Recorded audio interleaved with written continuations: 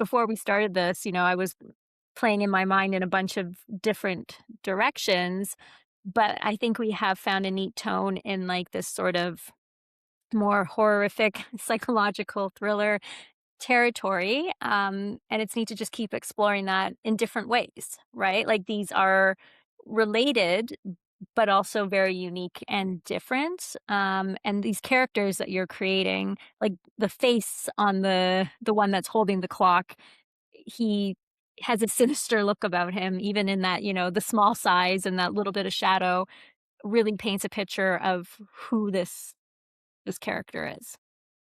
Yeah. So depending on um, how long we go here, I would almost, this may be a situation where I would use this as a reference for a more, like a little bit more of an actual finished composition, right? So, and we'll think about that. So one of the things about the Twitch edition versus the door, the door is our ongoing comic book story. It's a 6-page story that we started very similar to what you're seeing here, but it's a much longer form creation, I guess you'd say, just because there's so much that goes into creating a comic book. And so because of that, we've broken that story up into parts in regards to like the process. With this, the Twitch edition, ostensibly we may decide to break uh, uh, composition or a story into a couple of episodes, uh, but or a couple of live episodes, I should say. But that's probably where it'll end. Like I don't think I would take this if I do work on this again for our next one. I don't know if I would work on it beyond another Twitch edition. Mhm. And very much what these are ending up being is an image or a page and a short story that goes along with it. So that's sort of how we've been rounding out the Twitch editions. Is it's sort of one or multiple part live brainstorming session. Where do we get to? We have a final image and we have a short story that accompanies it. Some of them have ended up coming back to being potentially in the same universe as the door and building on the lore of the door, and others have been completely just their own thing. And that's sort of what's fun about this. We wanted an opportunity to do storytelling that wasn't completely in the one long form story that we were doing for just one off times to just sort of, sorry, my cats are literally having a full out cat fight right beside my head. Uh, they left. Okay, That's part wow. of the story. That's part of the story. In case you're wondering how live this is, you can probably hear my cats fighting. Um, as I was saying though, we really wanted to be able to also do something where we give some techniques, some real storytelling in one session, right? Because we do think that we know that a lot of our viewers are watching for some of the techniques and the how do you do this and our experience and our thoughts. And this is a good way to be able to showcase this beyond just the long form story. Yeah. Now we do make it very accessible for people. If you go to our YouTube channel on the Imagination Factor with Sarah and Keith, you can actually see we've got recaps for our long form, The Door. So you can catch up very quickly there. We've also broken up the stories or the episodes by chapter. So you're not necessarily committed to watching the full Door creation. If you want to actually see all that stuff in detail and granular detail, I highly recommend you do it from episode one going forward.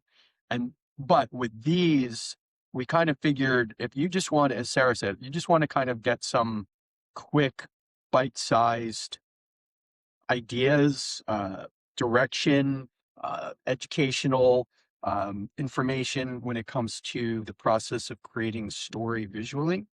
This is a great way to do it. That being said, of course, we always want you to give us your own ideas for what we're doing in this live session, or if you have questions, you're welcome to ask while we're doing these because obviously we want your input and we want to help you if we can. For sure. And also feel free to leave comments on a post if you do have questions or want more information about something. As Keith mentioned, we do the recaps, and the recaps are great if you want to sort of, in a couple of minutes, see what that episode was about. Yeah. And truth be told, we're also discovering some really cool things doing Mhm. this as well. So we're learning from the process. So it's think anything could happen. You can have cats fighting live. We also discover cool little ideas as we're going that we wouldn't have thought of before.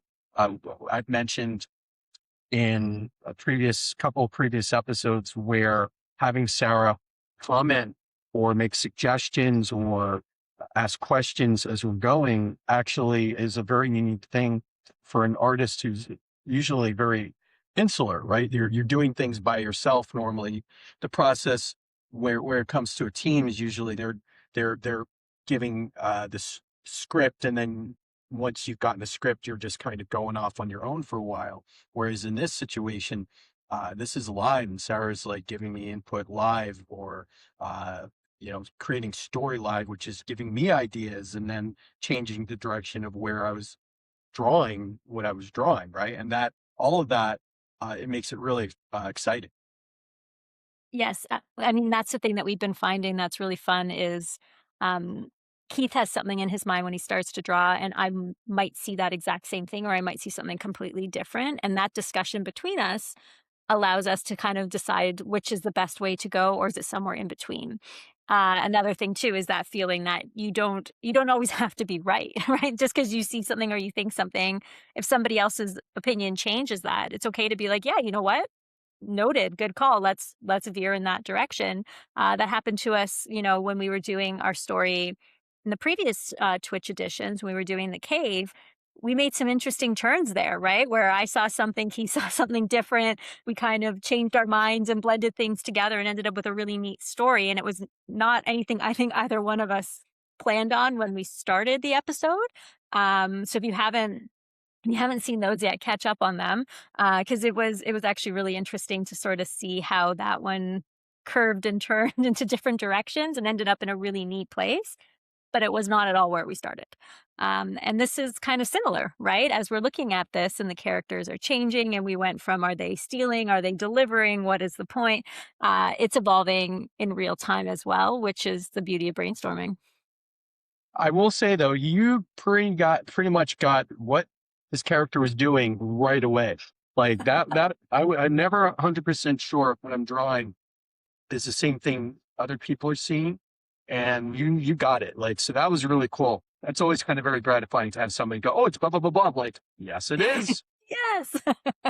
Yeah, no, I mean, that's always a fun kind of thing when it's like, wait a second, the sketch in my mind was coming through clear enough that you immediately picked it up. And it's fun to build on something when there's a bit of momentum, right? When you're both seeing something from a similar angle and it's like, yes, let's keep it going. Um, and speaking of, back to what you are currently doing, I love the way that this is coming together and, him holding that sort of candle that looks like it's kind of blowing in the wind a bit. Like again, they probably didn't think this through totally, Right. with their with their open flame in the catacombs. But that that layer is also what makes it not as horrifying, right? Because as much as like a grim fairy tale is dark and whatever, it was still written in a way that kids could hear the stories. So these guys being bumbling kind of makes it mildly less terrifying. Yeah, but the story is starting to come along a bit here. Yeah. I'm feeling like the one character you just said, like the one with the plane was going. I don't know if we can go down this way, and the other one's going like, "This is heavy, man." Yeah. Fuck Just is find a heavy. house. Yeah, exactly. And I think that, even that relationship, the beauty of the one being like, "Oh, my flame is gonna go out," and the other one being like, "This is heavy." That's when you end up they put it somewhere they weren't supposed to. right? Like, it's like maybe they were supposed to get it to the vicar's house, but because the guy's flame was going out, the other one said the clock was heavy, they left it at the closest house they could find, which wasn't where it was supposed to go. And Mm, maybe that was what turned into what it becomes, right? Is that they didn't follow the instructions. So, like, if the wizard or whatever had been like, "This is important. This will only work if you do this," and they were like, "Oh, this thing's heavy. This house is closer. He's never gonna know we put it in the wrong place." And by right, doing that, it set off this chain reaction where the magic went bad, right? It didn't do the right thing because he picked his bumbling assistants, they messed it up. right. Yeah, that I like that. Yeah, there's like they don't know what the reason why Mhm. the mage or the wizard is being very like, you only need to know what I tell you kind of Yeah, situation. you guys are idiots. I don't need to tell you why to do this. And because he didn't, they're like, I don't know. We don't know why. Therefore, we got rid of it before midnight or whatever the thing was they were supposed to do, but they didn't do the full thing. And that sets off what becomes the broken clock and the chain reaction and all the things because the wizard didn't tell them. They didn't listen. They did what they wanted to do and they did it wrong. Yeah, exactly. I mean, there could also be like maybe it was next to it, right? Like Mhm. could be where the wizard gave him directions like get it as close to the wall as possible. And so they're like, oh well, the house next door shares the wall. We'll just put it Yeah, on the other, close enough, right? exactly. It's like they had directions on a piece of paper and the one guy accidentally burns the paper, right? When he's Yeah, trying to keep his flame from going out and holds it too close to the paper to try and read it and poof, and they're like, "Oh, do we remember what it said?" "Well, I remember it saying something about this address or this number or this wall." Close enough. So between all the things, the whole bumbling personality really ends up being the access point of everything bad that happens by two guys who, whether by, stupidity or design, cannot get it done properly. And because they can't, the spell doesn't work. And here we are. yeah. There's all different possibilities. Like I think you'd almost have to like write them down, and then we'd have to like go over and go, okay, well, if we do this, then this could happen, or if we do this, then this could happen. But Yes. I think, yeah, there's some kind of element of um, they are inept. The plan doesn't work out the way it's supposed to. It goes to somebody else that it shouldn't go to, but it actually maybe goes to the right person. Maybe Mhm. they realized what they did was the right thing, but it was because it was to somebody who can actually access, who can actually talk to these, the clock or whatever, that which leads the clock telling this young person, like, well, like I'm not supposed to be here, but I Mhm. am supposed to be here with you. They didn't realize that I was telling them I wanted to go here, right? They just they're so disconnected from the other that they didn't realize I was talking to them the whole time, right? Exactly, exactly, and that's exactly it. Maybe the they think that they're having ideas, but the clock is actually telling them what to do, right? And maybe it is the Yeah. opposite of what the wizard wanted him to do something that was going to go this way, and the clock's like, "No, no, no, take me here." And they're like, "I don't know, I hear this voice. I in my head, I think we're supposed to take it here." And the other one's like, "But that's not what we were told." It's like, "This is what we have to do." So, I do think at the heart of it the bumbling personalities is actually what makes this work, right? Because if they Yeah. were incredibly evil or genius or like all those things, then it would just go to plan. But I think the fact that they are inept and don't want to ask for clarification and make mistakes or listen to this voice or whatever it is, that's what allows the story to gain momentum. Yeah, was it the MacGuffin, right? Yeah, exactly. The thing that uh, the object or the person that gets the story going, right? Exactly, exactly. And this one visual is actually doing so much work to that end because you can sort of see between these two and their postures and their expressions on their face and the dark corridor and all this stuff. All those everything we're talking about feels like it lives in this image, right? It feels like it could be exactly what just happened or what's about to happen, from what we're looking at. Yeah. So I think I'm starting to come pretty close to at least this stage of the process. Mhm. Uh, as I said, I like what we're doing here. I think it'd be kind of cool to keep on developing the story, by, trying to create like a lot of little texture and stuff. So if we do continue this for our next episode, I'll Mhm. have an idea where I was going with a lot of this so that I can, um, keep on in that direction, I guess, of the texture of the walls and the Mhm. lighting where it is coming from, and the forms, the gestures that these two thieves are in right now, which I think is working pretty well. Like I do like the way that this composition feels in regards to um, the bit of the diagonal, which makes it interesting, and the one is Yeah. low on and splayed out. The other one is splayed out somewhat too, but they're having a much harder time holding. And in fact, I would almost I keep on thinking I may be wanting to make them a little bit smaller, so it feels like they're leaning against the wall, right? For Yeah. It's almost like that one's like, "We just need to hurry up and get this over with," and the other one's, like, trying to be like, "Well, I gotta look at this, and I gotta make sure," and this one's like, "This clock is heavy. We just need to get this thing put down somewhere."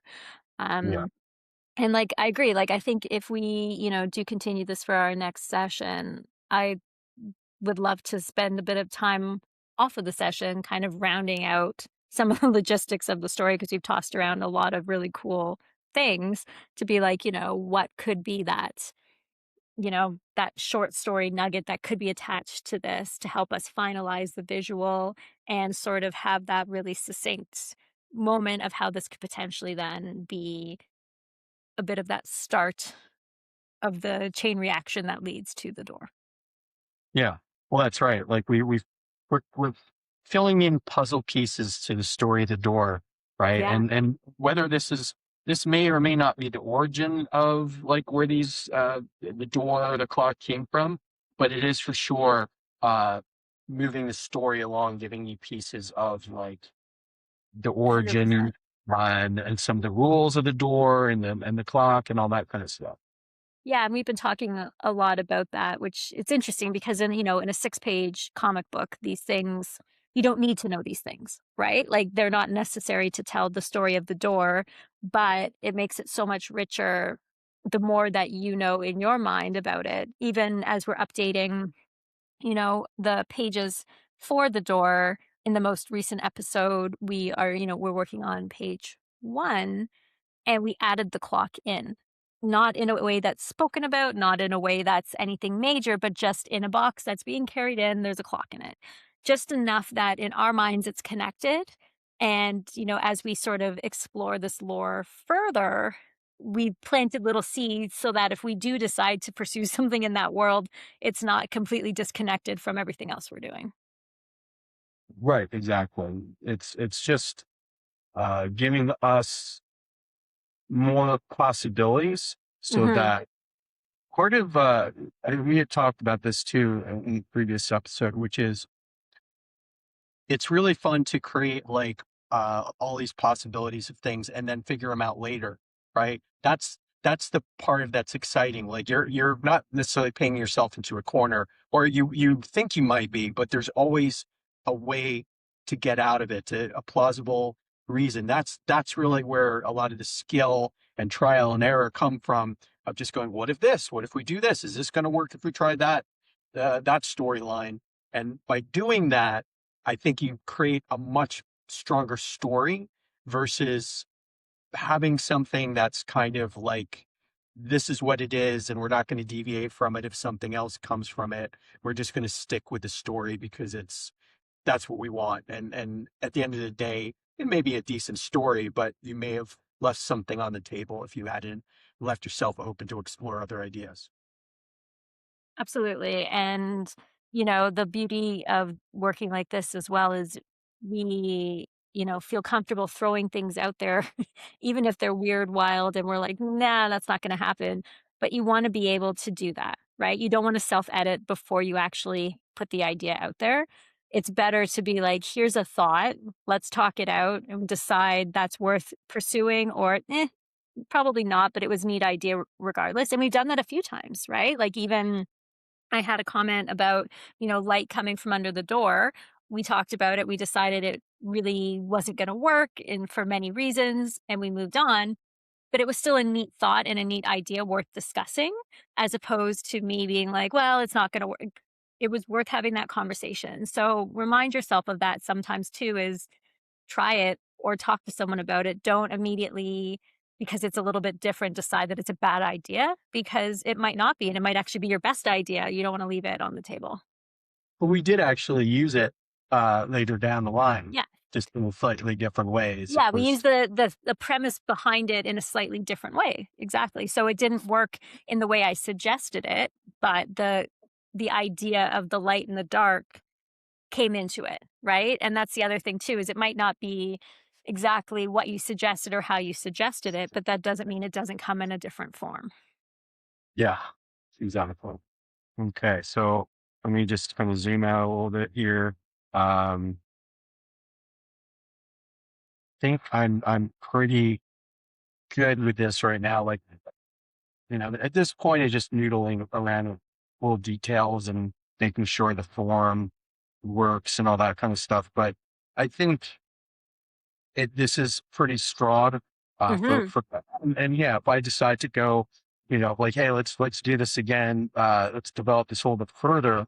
Um, is because I'll have had like a week away from it, I may see things a little bit more clearly where I go, oh, you know what? Let me try this now. And, or that's not working the way I thought it was. And seeing it, you have fresh eyes, and that's always a great way for you to make sure that something is Hmm. working, something is off. You now to see it further.